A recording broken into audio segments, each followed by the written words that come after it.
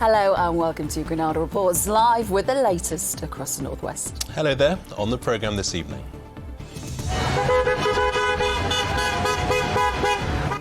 Back on strike and still defiant. Nurses demanding a better pay deal call on the government to get round the table and talk. The NHS is on its knees. Our A&E department is fit to burst. It's not right. That's what patient safety is about. The deadly fallout from the chaos at the Champions League final. The families of two Liverpool fans say they may have taken their own lives. Lighting the spark to an energy revolution, but there's fears for the future in the Cheshire town chosen as a testbed for homes heated by hydrogen.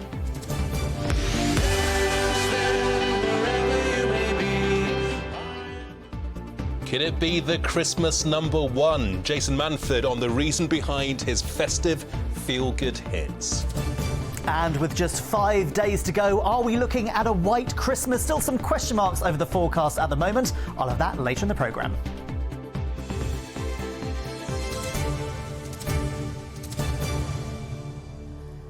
Yeah, all that's still to come. But first tonight, nurses have been back on the picket line all day for their second strike, demanding what they say is the pay rise they deserve. Members of the Royal College of Nursing say the government needs to get round the table and negotiate. They're demanding an inflation-busting pay rise of 19%. But they insist this strike is also about preserving patient safety. Well, so far, though, the government showing no signs of backing down. In the last hour, the Health Secretary has said he's disappointed that some union members are going ahead with further strike action. Well, the walkouts in our region have been at NHS sites across Merseyside, and our reporter Tim Scott's at Aintree Hospital. What's happening there, Tim? Well, Gamal, as you can no doubt hear, there's an awful lot of support from passing cars for the picket line here at Aintree Hospital. Earlier today, I was at another picket line at Alderhay Children's Hospital where the nurses there were as noisy as they were defiant. They told me that today's industrial action isn't just about pay, it's about the very future of the NHS, and this is what they had to tell me earlier on. A second day of our nurses out on strike. As well as demands for better pay, those we spoke to today outside Alderhay Children's Hospital in Liverpool claim underfunding of the NHS is leading to staff leaving the profession and leaving patients at risk of poorer care. There's a lot of nurses that will come in, they will then leave due to better pay elsewhere. So it's to retain our staff and save the NHS staff as a whole from being degraded down. We're fighting for our profession here as well. This is about fighting for the nursing profession. That's what we care for. That's why we become nurses. Everybody that you see behind me became a nurse because they care. Our government doesn't. A lot of people are saying that you shouldn't be going on strike because you're putting patients' safety and lives at risk. What do you say to that? I absolutely agree with that. I don't want to be here. I want to be in there doing the job that I love. This government needs to get down here and speak to us and listen to us, because what they're doing is nothing to help us. My daughter would be saying to me, you get on that picket line, Mum, and you fight for the NHS. Community nurse Anne San lost her daughter Jeanette to breast cancer in August. Anne says that while her treatment in Liverpool was fine, other areas won't be as good because a lack of coherent funding across the NHS leads to postcode lotteries when it comes to treatment, and that's why she is supporting the strikes. You can have a bowel treatment down in another area of the country that may not be available here. I've been contacted throughout Jeanette's journey and on mine now of people who are just desperate for information and who are still saying now what treatments are available. Now we know they're available, but they haven't been agreed because of the cost of them. The government, meanwhile, appear to be sticking to their guns regarding the nurses' pay demands and say the NHS pay reviews body offer of 4% must stay in place. Well, we've accepted the recommendations in full, and of course that comes on top of last year when other public sector workers faced a pay freeze, and we prioritised the NHS with an extra 3% last year in addition to accepting the recommendations in full this year. But we also need to invest more in the services to patients. We recognise there's significant backlogs as a consequence of the pandemic. It seems then there's no end in sight in this dispute between the nurses and the government. The ambulance service goes on strike tomorrow, and our NHS will be stretched even further. Well, the Royal College of Nursing's General Secretary, Pat Cullen, she's been out and about visiting the picket lines across the country today. She was here at Aintree earlier. I began by asking her just when she's going to get around the table with the government. Look, if I could find the government table that I could get to, I'll be there right away. But the unfortunate thing is, I can't find that table. This government has turned their back on this profession. They've left them out in the cold. These nursing staff want to be in their hospitals, in their communities, looking after their patients. And unfortunately, this government has walked away. And in fact, I believe tonight, this is their last day of work. But yet, these nurses will continue to keep on working. So I need to find the table. I will be there, and I will lay out my position on behalf of these brilliant people that I represent. They can lay out theirs. I said I won't dig in if they don't dig in, but we need to do it, and we can avert these strikes right now before Christmas. If nothing happens to sort this out, are we going to have new strikes, more strikes in January?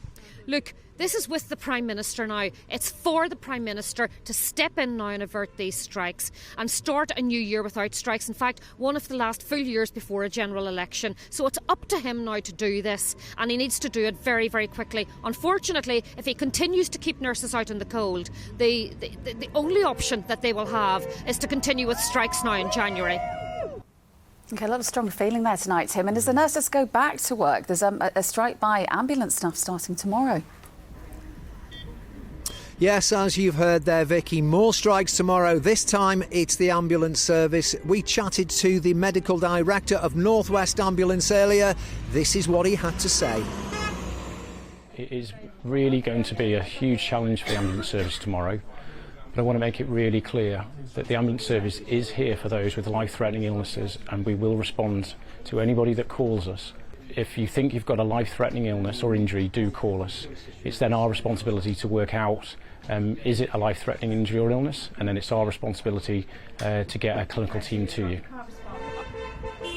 So, no real end in sight then to this current wave of NHS industrial action, with both sides blaming the other. But for NHS patients and their families, and indeed the wider population, we'll all be hoping that this dispute can be resolved sooner rather than later. Vicky Gamal. OK, Tim Scott in Liverpool for us. Thank you. Well, next tonight, to fears that at least 2 Liverpool fans have taken their own lives since getting caught up in the chaos at the Champions League final in Paris in May. Well, tens of thousands of Reds fans found themselves in a dangerous crush at the entrance to the stadium, where many were tear-gassed by French riot police. A charity set up to help survivors of the Hillsborough disaster says it's been inundated with calls from supporters seeking help since the game. Our correspondent Rachel Townsend's report contains some content you may find distressing. They are images that haunt so many. Images etched in the memory of those who lived through it. Mark Stringer was crushed so severely at Hillsborough that he fell unconscious. He was pulled from the pens by a fellow supporter and revived on the pitch. I had 3 fractured ribs on my left-hand side. And I didn't know anything about the ribs until I got home, because adrenaline took me home. Years of therapy helped Mark overcome the trauma of Hillsborough. That was until May, when he and his son travelled to Paris for Liverpool's Champions League final. They were among thousands held up in a bottleneck queue at a perimeter ticket checkpoint outside the Stade de France, and then tear-gassed. Having nowhere to go forwards because of the massive crowd and nowhere to go behind because people coming behind, 10-foot walls either side, and you just feel that anxiety and it feels like something's going to happen. Did thoughts of Hillsborough then return? Straight away. You're just taken straight back to where you're being crushed. And others say they were taken back to. The families of 2 supporters who have taken their own lives since Paris believe the re-triggering of trauma contributed to their deaths. Support groups say the reality could be even worse. Do you think there are more people who may have considered suicide? I think there's more people that have taking their own lives. And I think there will be more that will... See, the thing with any trauma, it doesn't come out straight away. So there are people who still think that they're okay. But if you're still not sleeping, if you're still struggling with anxiety, then most likely you've got PTSD. Peter Scarf witnessed people dying around him in the Leppings Lane end. He now runs the Hillsborough Survivors Support Alliance. After Paris, he was inundated with fans asking for help. After Hillsborough, I could have easily gone down that road of just ending it, you know. And then you put Paris on top of that. Yeah, and you put Paris on top of it, and if you've not had any help before, then you've got problems. Officially, 97 people were killed as a result of the Hillsborough disaster. The true death toll may never be known. Rachel Townsend, ITV News. Rail passengers in the northwest can expect more strike action in the new year as the ASLEF unions announced a walkout on the 5th of January. Avanti, Cross Country, Northern and TransPennine will all be affected. The RMT union has already announced its own industrial action for 4 days in the first week of the new year. Thousands of people in North Lancashire left without water since yesterday afternoon are being reconnected this evening, according to United Utilities. The company says it had to switch off supplies to try to fix leaks after the recent cold weather. Households in Lancaster and Morecambe have been given bottled water as a temporary measure. United Utilities hope to have everyone's water back on this evening. The taps, nothing happened. And my neighbour came down and said, "Oh, the water's gone off." It has been inconvenient. Obviously, it's with the kids using the toilets and stuff like that. We couldn't find any water anywhere. We came here. There was no water here. They ran out. We'd just been to Saltaire and then we went to Morecambe Football Club and we just got the last pack. A lot of those pipes will have burst when they froze, and now that the water has thawed out and is flowing again, we're seeing a huge demand on the water supply network. So in other words, what that means is the water is leaking out of the pipes in some places faster than we can get it back in again. So that's why we've got some particular issues in Morecambe. OK, lots to come on the programme, including... Going up, how new manager Vincent Kompany's making Burnley believe they can bounce back to the Premier League in the new year. And as Christmas approaches, the battle goes on between milder air in the south, colder air in the north, but we'll be looking at a white Christmas. I'll have more on that later in the programme. And here's what's still to come on the ITV News at 6:30 with Mary. Coming up on the programme, the NHS on strike. Nurses take action for the second time, while NHS bosses warn that patient safety will be at risk ahead of tomorrow's walkout by ambulance staff. Also, complicity to murder. A 97-year-old woman is convicted for her role in a Nazi death camp. Music legends pay tribute to the Specials frontman Terry Hall. And a hero's homecoming for the World Cup winners. Do join me for those stories and more at 6:30. Well, next tonight we return to the serious questions being raised about plans to alter the gas supply to 2,000 homes in a town in Cheshire. The move will be part of a green trial to replace methane with highly flammable hydrogen. That's despite a committee of MPs concluding that hydrogen is not likely to be widely viable for heating homes. Yeah, the people behind the project insist measures will be in place to make it safe in people's homes. But one expert's told Granada reports he believes residents will be exposed to an increased risk of fires and even explosions. Here's our correspondent, Andy Bonner. It is one vision of the future. The orange flame, the only sign that this hob is running on hydrogen. When cooking and using the cookers, they work in a very similar way. This show kitchen is for residents being asked to sign up to trial the gas in their own homes. But with highly flammable hydrogen more prone to leaking, some have concerns. Is there a safety issue with using hydrogen over methane? So the regulations will be absolutely tight to make sure that everything is nice and safe, and the aspiration is to be at least as safe as methane is. Extra valves and venting would be installed to try to prevent leaks. But if Whitby is chosen for the trial, people's homes will be a testbed for a fuel so far used only in industry. I'm not happy at all with the management of hydrogen in the domestic sector. Why not? What are your fears? What could go wrong? Well, explosions and fires. Yeah. It's much more explosive, much more likely to ignite, much more likely to leak. We're exposing those residents to an increased risk. Safety is part of a catalogue of issues for opponents of the scheme. They're also questioning whether it's really green and the long-term financial implications of a project they say they're being forced into. Those worries just have grown, so to the point where hydrogen is 4 times more explosive than natural gas. They're going to have to put in extra safety measures.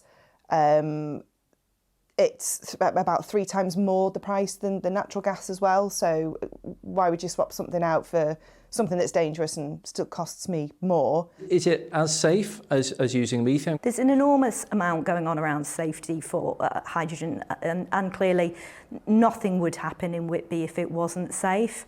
I mean, we've had 200 years of a gas infrastructure with a combustible gas at the moment, so there's lots of experience going into this trial. If people aren't saving money on this, surely the only benefit is if it is completely green for people. People won't be able to stay on natural gas in the future. It is a fossil fuel. We will all have to change the way that we heat our homes, and hydrogen could play a role in that future energy mix. However, what I would say is we're in a situation now where we couldn't have predicted the cost of gas. That, you know, this time last year we'd never have predicted where we are now with gas prices. So it's impossible to look into the future and say what the prices of natural gas or hydrogen will be with complete certainty. With the UK aiming for net zero carbon emissions by 2050, the ramifications of any trial here could affect all of us. But there is still much to resolve if hydrogen is to play a part in the future. Andy Bonner, ITV News, Whitby in Ellesmere Port. A very interesting debate, isn't it? And there's more analysis of that scheme for hydrogen homes in Whitby on our website right now. That's all on itv.com/Granada. On to sport now, and the Burnley boss surprised by his team's success. Chris. Yes, not a man we hear from often. Burnley's chairman, Alan Pace, says this season is going even better than he'd expected. It's approaching 2 years since ALK's takeover of the Clarets, and as they sit top of the championship table at the halfway point, he puts their form down to manager Vincent Kompany, who he describes as a blessing. Having captained Manchester City to Premier League glory, no one doubted Vincent Kompany's leadership skills. But having built a squad almost from scratch on the back of a wounding relegation, to be top of the Championship at Christmas has shocked even those who gave him the reins. This is not where we would have expected. I think this is what we love, we hoped. I don't even know that we put it as even in the top ambition. I think, you know, our expectation was to be in the top 6. I think this is a very, very tough league. There's tremendous talent here, and there's a lot of games, and there's a lot of potential for injuries, and there's just so many things that can go against you. So our expectation was, look, we should be in playoff contention for going up.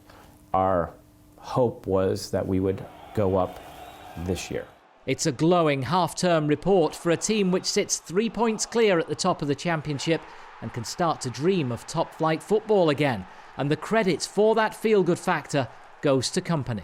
That super, super excited, positive, leadership of bringing people together rather than being divisive, being negative, being, it's been so great to watch that gelling, if you will, that coming together. So I think what he's brought is just a sense of leadership and almost family.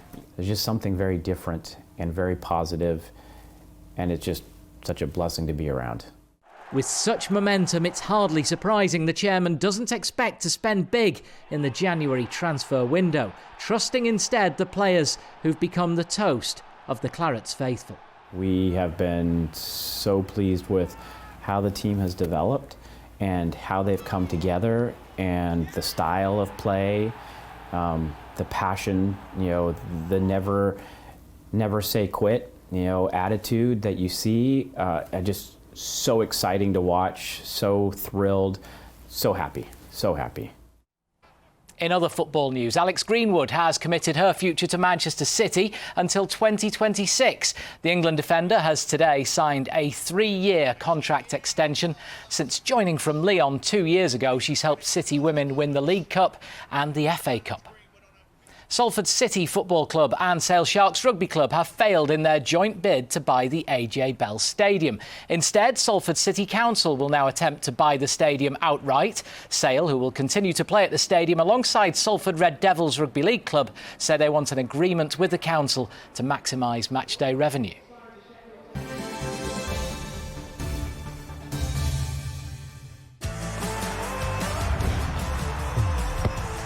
Getting that winning feeling. FOW, sponsors of the Granada Sport Report. Now to another of our football clubs doing their bits to spread Christmas cheer to those in need. Everton Stars have paid a visit to Clare House Children's Hospice and Zoe's Place Baby Hospice in Liverpool. The work of both centres clearly had an impact on the players. It's a bit of a magical place really, because it's just something that can be seen as so sad. It doesn't feel like that when you come in. It's like a joyous occasion, meeting the kids and seeing how happy they are here and how good the staff are with them, and even speaking to the families about how much they love this place, and just so happy I can be a part of it. Great to see the work that the staff do here as well. Incredible, really. I think, to give the parents, a few hours here and there to get a bit of respite is so important for some of these families. Yeah, always nice at this time of year to see football club and players getting out and about into the community. And what's nice to see is that the players, they really do care about the people that they're going to visit. I think it's very difficult to not be moved when you go somewhere like Clare House or to absolutely. Zoe's Places. We've all been to many, many times before, and they really do amazing work, don't they? Absolutely. Now, Christopher, I'm most disappointed with you this evening because Gamal has got a lovely sparkly Christmassy tie on. Where and I've got my Christmas socks on. I've got my Christmas socks on as well, Chris. Get the memo. I have a very next time. embarrassing Christmas jumper, which I'll bring in tomorrow. Excellent. Up your game, Chris. Up your game. Next to an absolute banger of a tune from one of our region's best loved stars. It's shot to the top of the iTunes chart and it's helping feed people in need this Christmas. Yeah, it's called Assembly Bangers and it's definitely going to take you back to school assembly. Comedian and entertainer Jason Manford has made it and he'll be raising money for the Trussell Trust Emergency Appeal. The charity says more than 320,000 people have used the food bank already this winter and they're giving out more food than is being donated. Our entertainment correspondent Caroline Whitmore caught up with Jason at Manchester South Central Food Bank to find out more.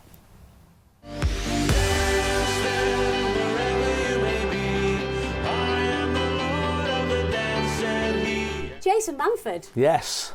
Assembly Bangers. What a tune. What a tune. Absolute Lord of the tune. Dance. Yeah. Took me back to being a desert wind in my school kind of nativity. Do you know what? And I showed it to my kids and they were like, what's this song? I know, it's funny. It's funny, actually. It's a real generational thing, I think, from back, you're a certain age where you just know them all. And that's where it came from. I talked about it on stage on my tour where I was saying it's weird. I'm trying to help my kids with the homework. I don't know any, photosynthesis, oxbolates, Romans, all gone.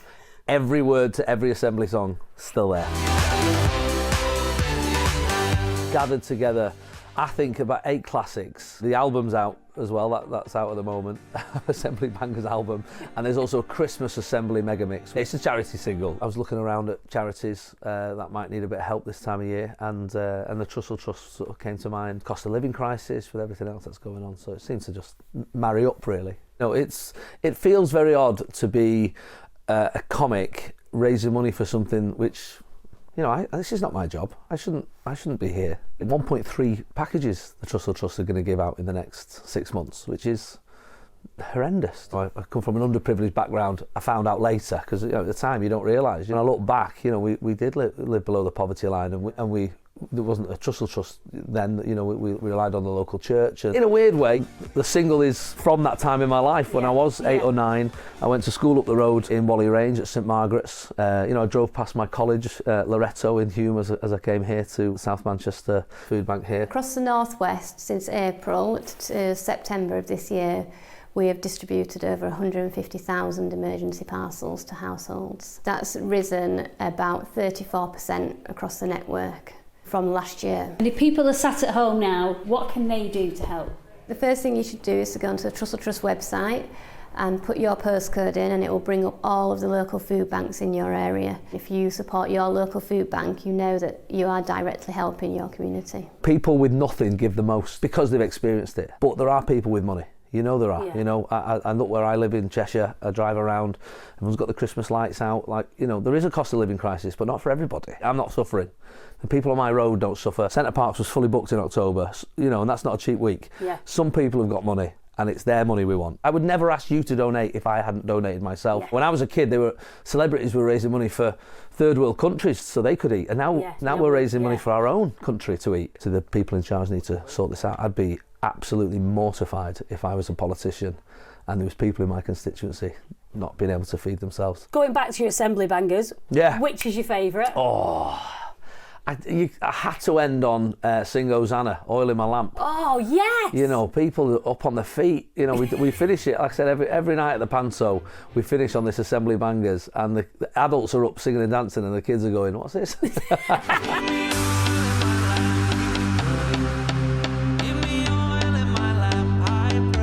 Download it, grab it, let's try and beat Lad Baby this year. Can't have five. Can't have five number ones. He's had more than the Beatles. I mean, irrespective that it's for a good cause. This is for a good cause. This is better. This is for a good cause. Thank you so much, Jason. Thank you.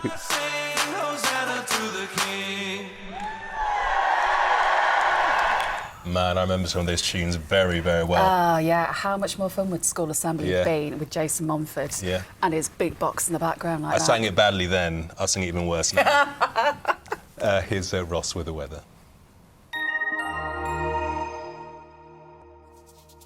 Mum, wet wipes, toilet or bin? Bin. Why? United Utilities sponsors ITV Granada weather. Hello, good evening. With just 5 days to go until Christmas itself, still some question marks over exactly the weather we're going to see. It is looking a bit unsettled at the moment. We've got showers, sometimes longer spells of rain over the next few days, some blustery winds.